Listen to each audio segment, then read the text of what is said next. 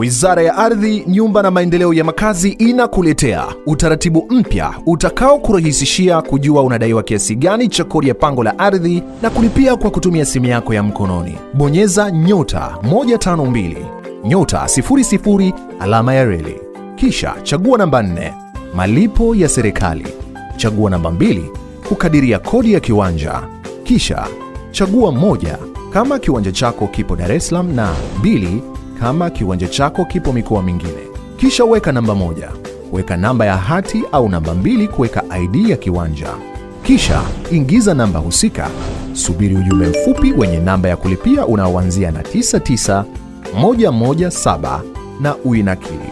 Unaweza kujua unadaiwa kiasi gani kwa njia ya ujumbe mfupi wa maandishi yani SMS.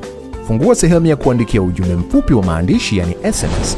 Andika neno hati au neno ID ikifuatiwa na namba ya hati au namba ya ID.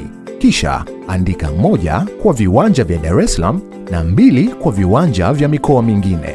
Mfano, kama namba ya hati ni 12345 na ipo Dar es Salaam, utaandika hati 12345 tuma kwenda namba 15200.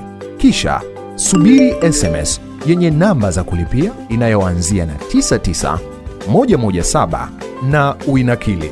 Unaweza kutembelea tovuti ya wizara www.ardhi.go.tz na bofya menyu ya kadiria kodi ya ardhi na fuata maelekezo. Sasa unaweza kulipia kwa njia ya M-Pesa au Tigo Pesa. Kwa M-Pesa, ingia lipa kwa M-Pesa. Kwa Tigo Pesa, ingia lipia bili. Kisha weka namba ya kampuni ambayo ni 888999 ikifuatiwa na namba ya kumbukumbu ulioinakili.